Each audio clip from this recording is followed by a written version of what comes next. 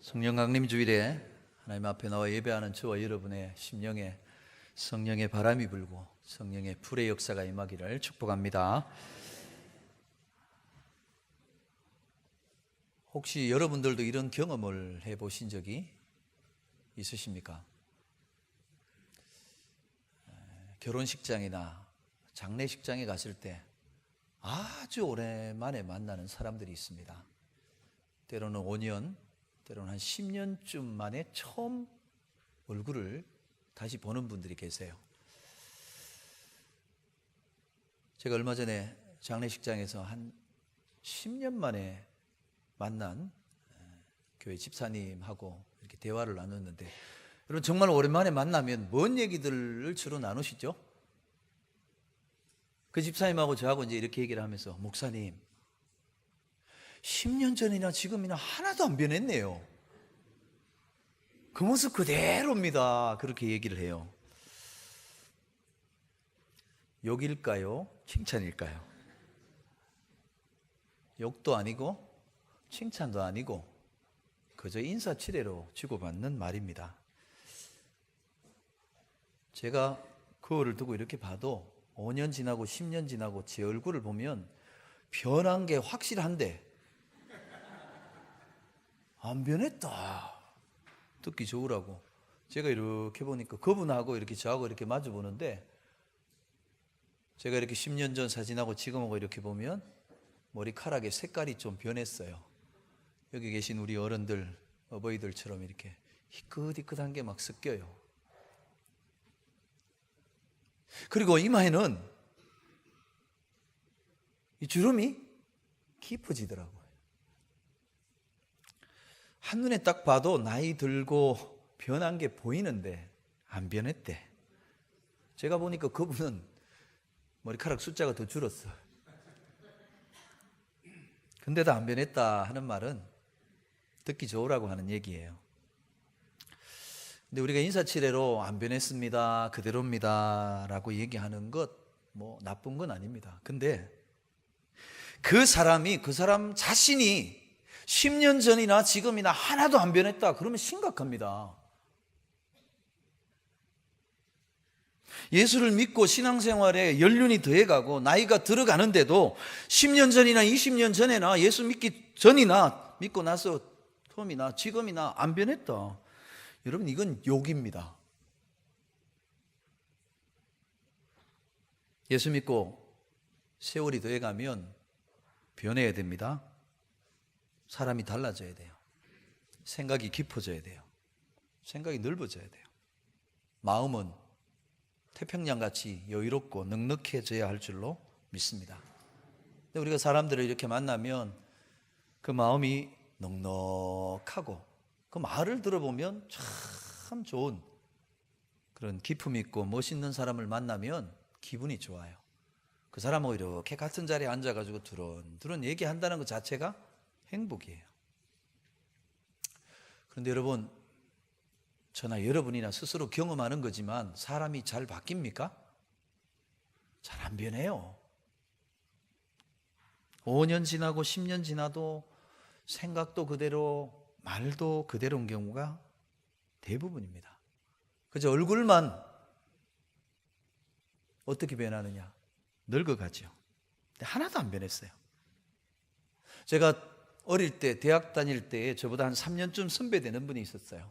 집이 잘 살아요. 차를 이렇게 운전해 갖고 다닐 정도니까. 지금부터 30년 전의 얘기니까 잘 살죠. 근데 똑똑하고 머리가 좋고 공부를 얼마나 잘하는지, 남은 10번 20번 보고 해도 이제 돌았으면 기억이 안 나는데, 이 양반은 한 번 딱 보면 그게 다 기억이 나는 거예요. 얼마나 머리가 좋은지. 근데 만나면 가졌다고 얼마나 유세를 부리는지요. 뭘 그런 옷을 입고 다니고 신발을 그런 걸 구질구질 신고 다니냐고, 그런 얘기 저희 친구들 중에 안 들어본 친구들이 없어요. 또 똑똑하다고 공부를 뭐 그렇게 하냐고. 뭐 이제 갓 20 넘었으니까 철이 없어 그렇겠다, 뭐 그러려니 하고 지났는데요. 50줄 가까운 때쯤인가 해서 한번 만났는데 깜짝 놀랐어요. 하나도 안 변했어. 유학을 가서 박사 학위를 받고 와서 대학 교수로 지금 아들 같은 애들을 가르치는데 하나도 안 변했어요. 가진 거 얼마나 티를 내는지요. 내가 입고 있는 이 옷 얼마인지 아니? 너 입고 있는 그거 다 합쳐도 이거 못 살 거야. 야, 공부를 뭐 그렇게 하냐? 그렇게 첫날 해봐. 되는가? 아유, 돌대가리들. 가르치는 제자들한테 그 얘기를 해요. 제가 보면서 공부를 뭔 공부를 했나? 철딱서니가 없어도 저렇게 철딱서니가 없나? 근데 지난해에 우리 나이로 50세 암으로 세상을 떠났습니다. 근데 암으로 투병하면서 병원에 누워서 의사들에게 이제 진료받고 이렇게 하는 중에도 하나도 안 변했어요. 막 성질 머리하고 그냥 말하는 거 하고 막 비양거리는 말투. 당신이 아파 병원에 있으니까 자기 맡은 강의를 다른 사람이 해야 되잖아요. 시간 강의를 맡은 후배가 누가 맡는데 그 얘기를 들었어요. 아무개가 맡았다는 얘기 듣고 걔가 무슨 그 강의를 하냐고. 알지도 못하는 게 뭘 강의를 한다고. 그 병원에 앉아 누가 죽어가면서도 그러고 앉아 있는 거예요. 그 이후에 세상 떠났다는 얘기 듣고 임종 때 제가 안 봐서 모르는데 사람이 달라지고 변해서 세상 떠났을까? 그 생각이 지금도 있어요. 근데 그 사람이 예수 안 믿는 사람이니까. 근데 예수 믿어도요, 신앙생활을 10년을 해도 20년을 해도 여전히 욱 하는 성격, 고집스러운 태도, 비아냥거리고 비꼬는 말투 하나도 안 달라져요. 여러분, 그런 사람 만나면 어떻죠? 받은 것도 없는데 기분 나빠. 그러면 말은 대놓고는 안 해요. 뒤로 뭐라 그러죠? 아이고, 저 사람은 나이를 헛먹었네. 그런 얘기 하잖아요. 우리가 이런 경험을 하면서 내 자신을 봐도 그렇고, 야, 사람이 진짜 안 변한다. 사람이 달라지질 않는구나. 낙심하게 돼요. 근데 성경은 뭐라고 얘기합니까? 사람이 변한답니다. 달라질 수 있대요. 믿습니까? 사람이 안 달라지고 안 변한다면 우리가 교회 나와서 예수 믿고 신앙생활 하는데 뭘 소망하며 살겠습니까? 예수 믿으나 안 믿으나 10년 되나 20년 되나 그 모양 그대로 살다가 가면 그게 뭔 소용이 있어요? 달라진대요. 변한대요. 새로워진대요. 고린도후서 5장 17절에 이렇게 말씀합니다. 그런즉 누구든지 그리스도 안에 있으면 새로운 피조물이라. 이전 것은 지나갔으니 보라 새 것이 되었도다. 할렐루야. 성경에 위대한 약속이 있기 때문에 오늘도 우리는 주 안에서 변화되고 새로워지고 달라지고 성숙할 것을 기대하며 주님의 은혜 보좌 앞에 나오는 줄 믿습니다. 예수 믿으면, 은혜 받으면 사람 달라진대요. 변한다는 거예요. 예수 제대로 믿으면 생각은 지혜로워지고요, 말은 부드러워집니다. 태도는요, 너그러워져요. 오늘 이런 은혜가 저와 여러분 안에 있게 되기를 주의 이름으로 축복합니다. 근데 이게 그냥 되는 게 아니더라고요. 오늘 성경에 보면 사람이 바뀌는 게, 생각이 달라지는 게 얼마나 어려운가를 볼 수 있어요. 사도 베드로가 요빠에 있다가 가이사랴에 있는 고넬료를 찾아가 만나지요. 성령의 인도하심을 따라가서 이방인 고넬료를 만나서 복음의 말씀, 생명의 말씀을 증거했더니 그들이 성령을 받는 거예요. 그들이 예수를 믿는 거예요. 하나님을 찬송하고 높이는 거예요.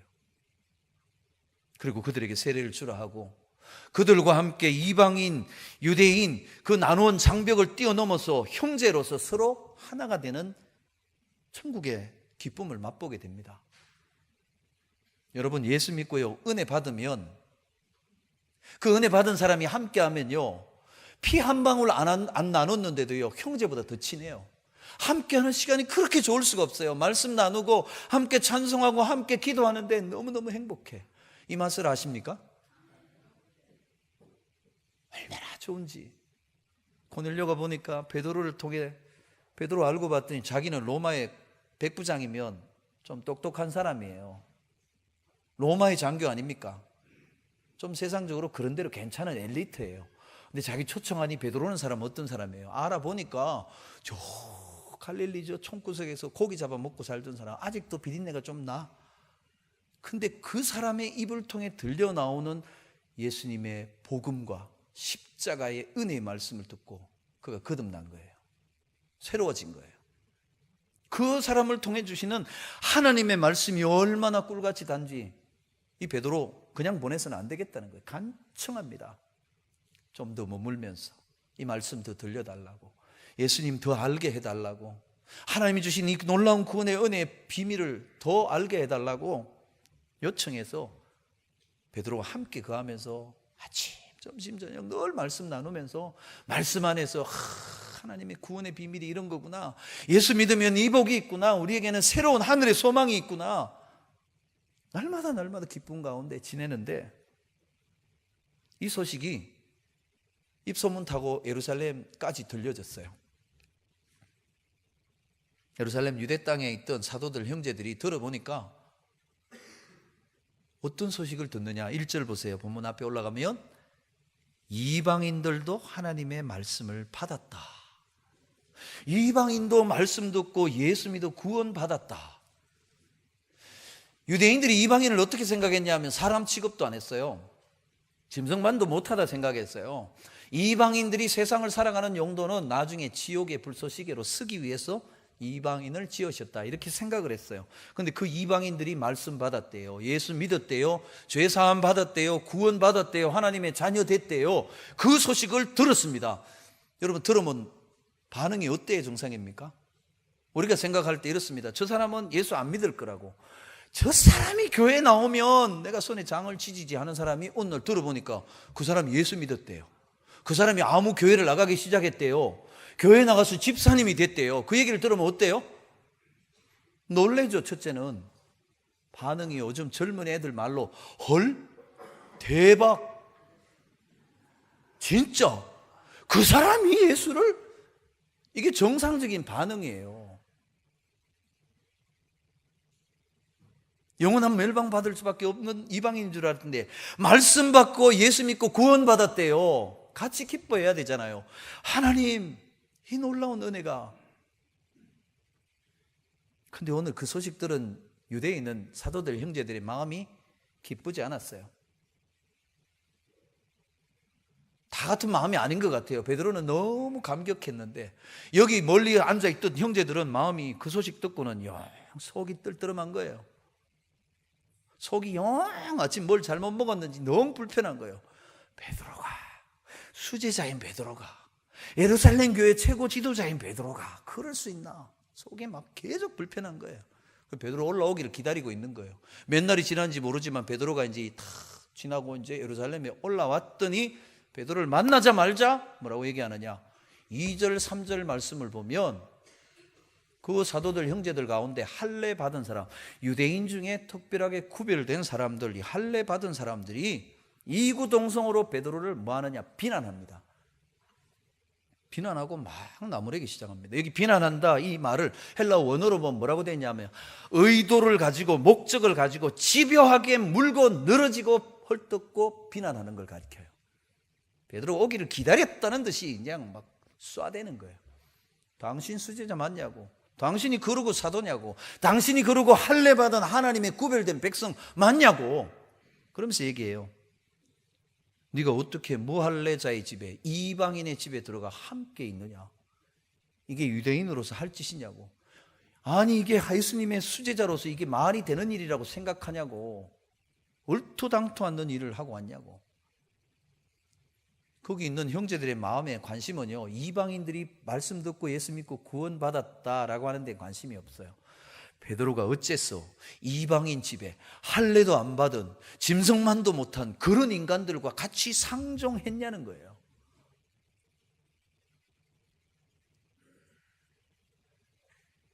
여러분, 이런 생각은요 그날 2000년 전에만 있는 게 아니고 우리나라에도 있었어요.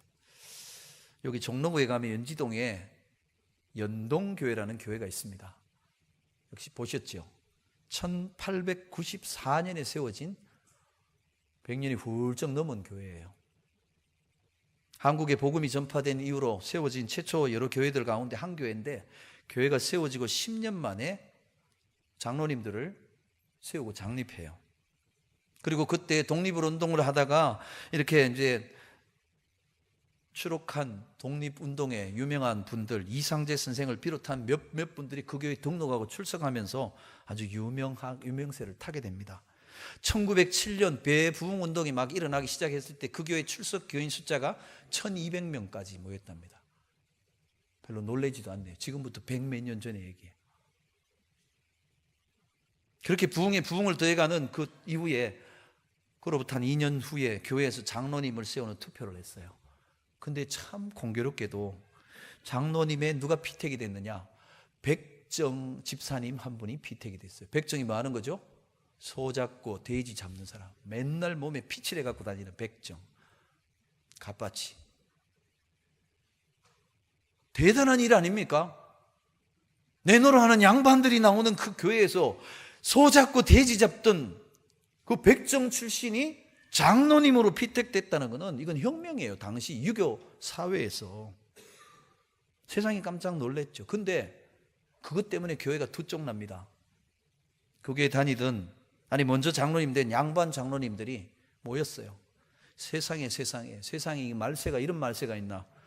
어떻게 우리가 저 소 잡고 돼지 잡는 백정 놈하고 같이 당회에서 교회를 의논하고 할 수 있냐? 우리는 같이 못 인다. 그리고 나갔어요. 따로 교회를 세웁니다. 그 교회가 묘동교회라는 교회입니다. 그것도 모자라가지고 또 따로 모여서 세운 교회가 있어요. 양반들, 안동 사람들, 뭐 안국동 중심 모인다. 안동교회라고 또 하나 생겼어요. 얼마나 부끄러운 얘기인지 몰라요. 여러분, 그리스도 안에는 어떤 차별이 있을 수 없습니다. 있었어도 안 됩니다. 헬라인이나 이방인이나 유대인이나 차별이 없는 거예요. 그런데 예루살렘에 있는 성도들은 우리는 할례 받은, 우리는 하나님이 아브라함 때부터 택함 받은 선민인 우리는 저 할례도 없고 말씀도 없고 율법도 없는 이방인하고는 질적으로 다르다는 거예요. 근데 어떻게 그들하고 같이 할 수 있느냐는 거예요. 베드로가 지금 어떤 일을 하고 왔느냐? 주님 말씀대로 오직 성령이 너희에게 임하시면 너희가 권능을 받고 예루살렘과 온 유대와 사마리아 땅끝까지 이르러 내 증인 될 것이다. 너희는 가서 모든 민족으로 제자를 삼으라. 온 천하에 다니며 만민에게 복음을 전하라. 주님의 그 말씀을 명실상부하게 이제는 유대인의 주님만이 아니라 온 세상 모든 사람을 구원하시는 예수 그리스도의 복음을 공식적으로 이방인 고넬료를 통하여 온 세상으로 구원의 문을 활짝 열고 온 큰 일을 행하고 돌아온 거예요.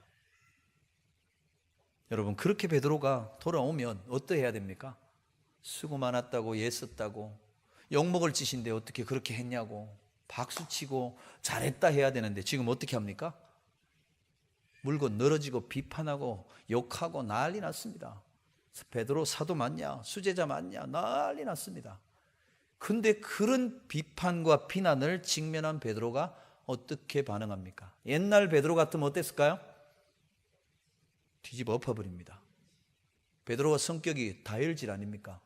베드로 성격 나타내는 몇 가지가 있어요. 첫째, 예수님이 사람들 나를 누구라 그러냐? 세례 요한이라 그럽니다. 엘리야라 그럽니다. 선지자 중에 하나라 그럽니다. 너희는 나를 누구라 하느냐? 주는 그리스도시요 살아계신 하나님의 아들이십니다. 주님이 너무 기쁘셔서 바요나 아들 시몬아, 네가 복이 있다. 이를 네게 알게 하니는 네 혈육이 아니고 하늘에 계신 내 아버지다.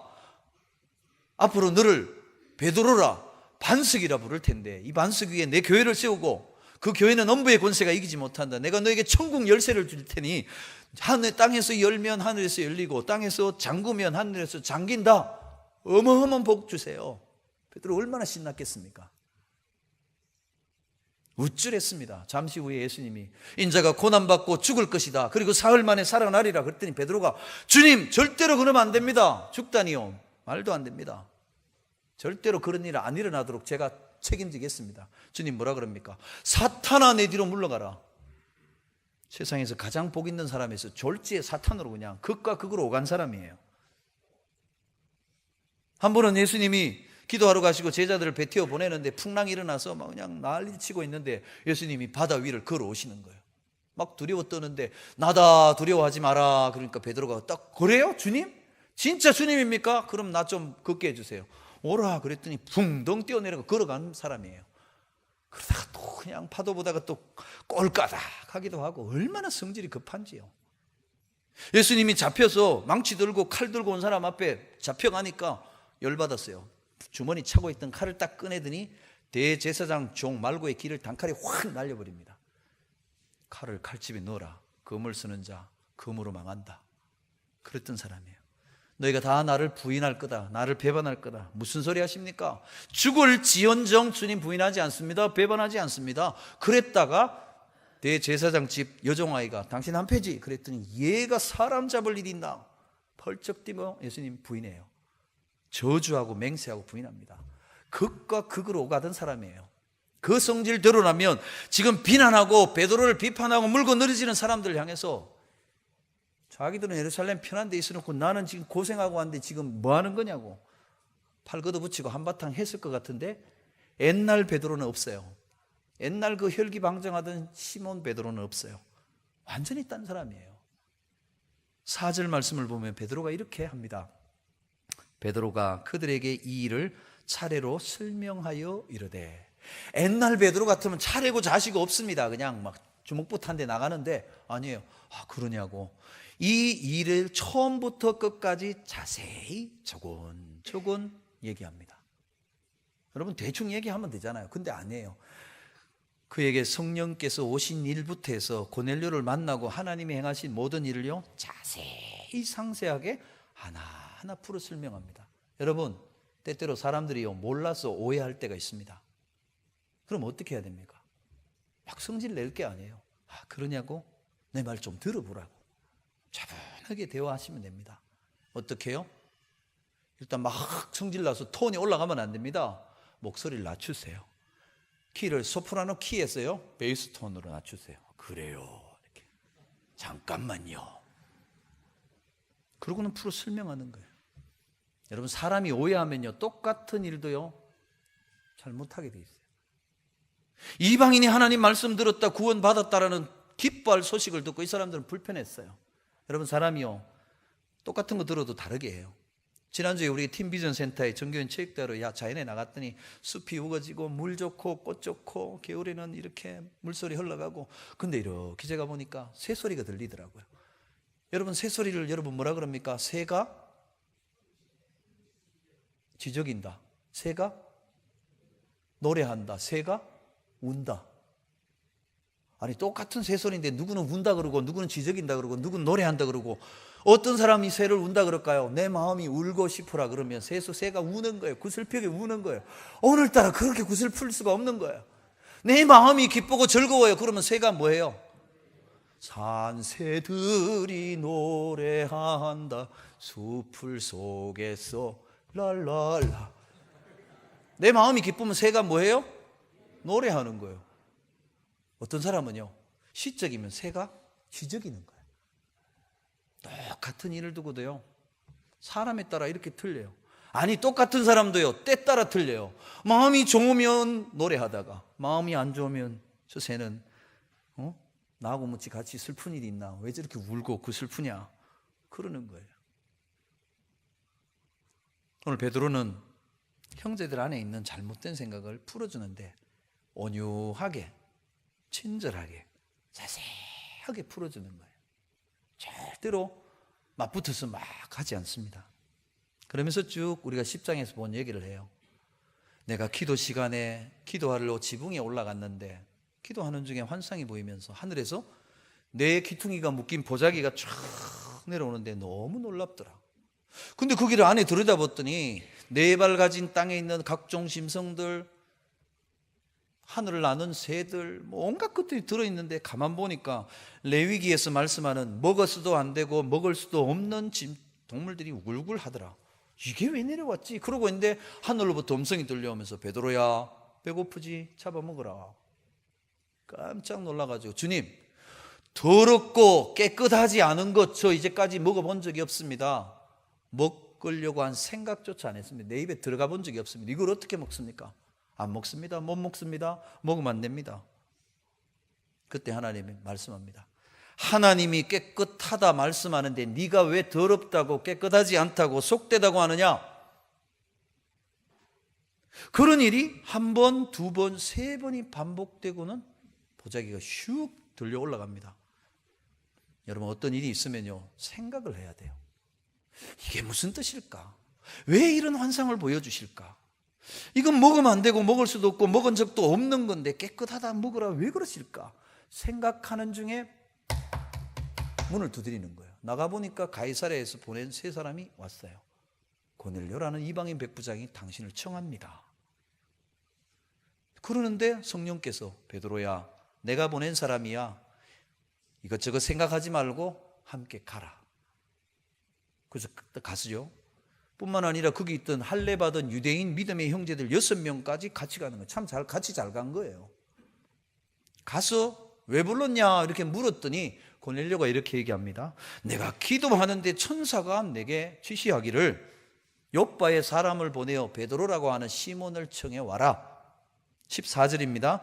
그가 너와 내 온 집이 구원 받을 말씀을 내게 이르리라 함을 보았다. 이렇게 얘기하는 거예요. 베드로 청하면 그 베드로가 너와 너의 온 집이 구원 받을 말씀을 전해줄 것이다. 그래서 불렀다는 거예요. 여러분, 전율할 일입니다. 생면부지한 사람들이 이렇게 만났다는 거예요. 그러자 베드로는 하나님이 보내셨고 하나님이 명하라 하신 말씀을 이제 입을 열어 예수님의 십자가의 복음을 전하기 시작합니다. 거기 모인 온 식솔들은 다 스폰지처럼 말씀을 받는데 놀라운 일이 일어납니다. 사도행전 2장의 오순절에 거기 모여 기도하고 있던 사도들과 형제들 가운데 하늘에 불처럼 임하던 성령이 그들에게 임합니다. 바람같이 강력한 능력으로 임하는 하나님의 성령의 권능이 그들에게도 역사하는 것을 보는 거예요. 베드로가 깜짝 놀랍니다. 이방인에게도 자기들 받은 것 똑같은 게 그들에게도 나타나는 거예요. 그 일을 보면서 베드로가 생각해요. 뭘 생각합니까? 예수님이 성천하기 전에 하신 말씀이에요. 예루살렘을 떠나지 말고 아버지께서 약속하신 것을 너희가 받을 때까지 이 성에 머무르라. 요한은 물론 너희에게 세례를 주었지만 너희는 몇 날이 못 되어 성령으로 세례를 받으리라 하셨던 그 말씀이 오순절의 사건이 오늘 내 눈앞에 보는 이 고넬료의 집안에서 일어나는 사건이구나 깨달아지더라는 거예요. 여러분, 생각나는 게 은혜입니다. 생각나려면 어떻게 해야 되죠? 말씀을 듣고 읽고 받아놔야 생각이 나요. 아무것도 들은 것도 없고 읽은 것도 없는데 뭐가 생각나겠습니까? 생각이 나는 거예요. 여러분, 순종하면 생각납니다. 그리고는 그 모든 일의 결론을 이렇게 얘기합니다. 그런즉 하나님이 우리가 주 예수 그리스도를 믿을 때 주신 것과 같은 선물을 그들에게도 주시더라. 유대인이고 할례받고 아브라함의 후손인 우리가 유대인이기 때문에 할례받았기 때문에 말씀이 있기 때문에 구원과 영생과 성령의 은혜를 주신 게 아니라는 거예요. 이들은 할례도 안 받았고요, 이스라엘 백성도 아니에요, 말씀대로 산 것도 아니에요. 이방인인데 구원과 상관없는 사람인 줄 알았는데 예수 그리스도를 믿으니까 동일하게 죄사함과 구원과 영생과 하나님의 자녀되는 권세를 주시더라는 거예요. 그걸 뭐라고 얘기하느냐? 선물이래요. 선물은 주는 분 마음이에요. 내가 특별나서 받는 게 아니에요. 유대인에게도 주시고 이방인에게도 주시더라는 거예요. 동일한 선물을 주시는 하나님, 하나님이 하신 일인데 내가 이방인이 뭐 그러냐, 내가 도대체 누군데 된다 안 된다 하나님 앞에 따질 수 있겠냐는 거예요. 하나님이 하신 일이기에 나는 순종하였을 따름입니다. 베드로가 처음부터 자세히 설명을 했어요. 그때 그 듣고 있던 사도들과 형제들, 예루살렘에 있는 형제들의 마음이 바뀌어요. 여러분, 말씀을 들으면 새로워집니다. 기도하면 사람이 달라져요. 성령에 순종하고 나면 우리 삶이 변화되는 거예요. 막 비판하고 따지고 하던 분들이 어떻게 되느냐? 18절입니다. 그들이 이 말을 듣고 잠잠하였다. 이제는 조용한 거예요. 그럼 반대로 오히려 어떻게 됩니까? 하나님께 영광을 돌리게 되더라는 거예요. 여러분, 사람들이 날 막 욕하고 나한테 막 대들고 하는데 하나님께 영광 돌리는 건 뭐예요? 내가 당신 오해했어, 미안해 하는 사과가 다 담겨 있는 거예요. 잠잠해 하나님께 영광을 돌리더래요. 뭐라고 영광을 돌리느냐? 하나님께서 이방인에게도 생명 얻는 회개를 주셨구나. 여러분, 이게 놀라운 거예요. 하나님이 우리에게 주시는 은혜가 뭐냐? 생명 얻는 회개에 이르는 삶이에요. 자기들도요, 생명 얻는 회개를 통해 죄사함과 구원과 영생을 얻은 거예요. 여러분, 이 세상을 살아가는 모든 사람들은요, 죽음에 매여 종로로 타고 삽니다. 여러분, 오늘 하루를 지나고 나면 우리 생명이 하루 더 죽음으로 가까워집니다. 어느 누가 죽음을 피할 수 있는 사람은 없습니다. 하루를 더 살면 하루를 더 죽음으로 가까이 간 거예요. 아무도 죽음에서 예외가 있을 수 없어요. 여러분, 죽음을 이길 수 있는 방법이 무엇입니까? 돈 많이 벌면 됩니까? 성공하면 됩니까? 착하게 살면 됩니까? 아무도 아무 것으로도 죽음을 이길 수 없습니다. 이 죽음의 저주는요, 생명만이 이길 수 있습니다. 예수님의 영생만이 죽음의 저주를 이길 수 있다는 거예요. 예수를 믿어 회개하면 죄의 종로로 타며 죽음의 저주 아래 있던 우리가 예수님을 향하여 십자가의 은혜를 의지하면요, 예수님께로 돌이키면 죽음의 저주와 영원한 지옥의 저주로부터 벗어나서 예수님 안에 있는 영생을 누리게 되는 줄 믿습니다. 우리만이 아니라 이방인도 예수 믿으니까 이 생명 얻는 회개의 열매로 구원 얻더라는 거예요. 사랑하는 여러분, 가장 큰 축복이 무엇입니까? 예수 믿어 영생 얻는 것입니다. 우리 육신은요, 잠깐 있다 썩어져요.